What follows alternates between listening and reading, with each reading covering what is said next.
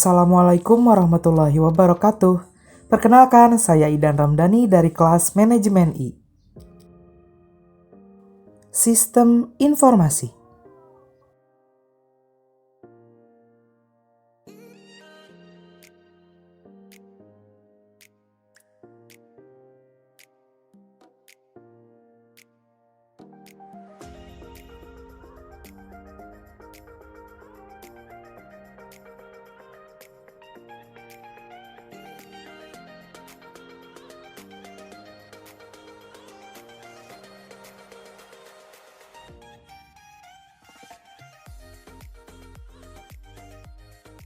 Sistem Informasi Manajemen.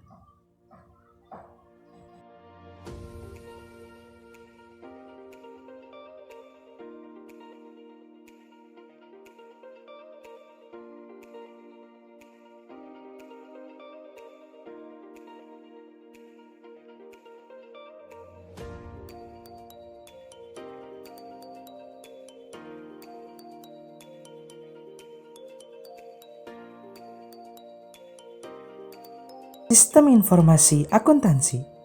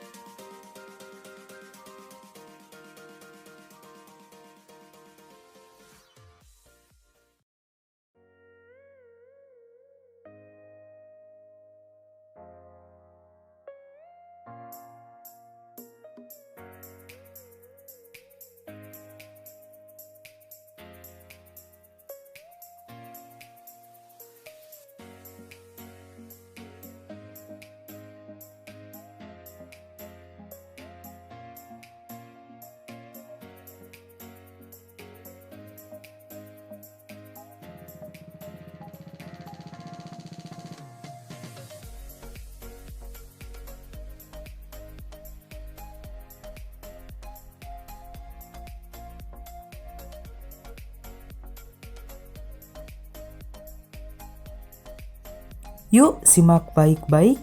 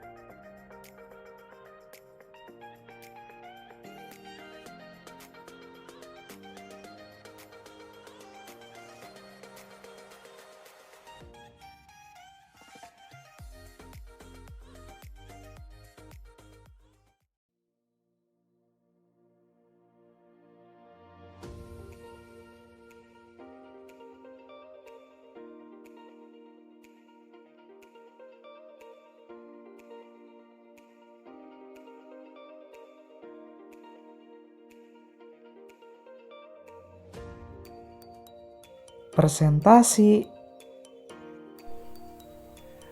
Di sini saya akan menyampaikan beberapa kesimpulan yang dapat saya ambil dari materi yang di atas. Kesimpulan. Kesimpulan sistem informasi. Data merupakan bahan baku informasi didefinisikan sebagai sekelompok simbol-simbol yang mewakili fakta, kejadian, tindakan, benda, dan sebagainya. Informasi merupakan hasil dari pengolahan data menjadi bentuk yang lebih berguna bagi yang menerimanya dan dapat digunakan sebagai alat bantu untuk pengambilan suatu keputusan. Kesimpulan sistem informasi manajemen. Sistem informasi manajemen adalah sekumpulan proses di mana data dapat diolah, dianalisis, dan ditampilkan supaya data tersebut menjadi berguna untuk kebutuhan pengambilan suatu keputusan.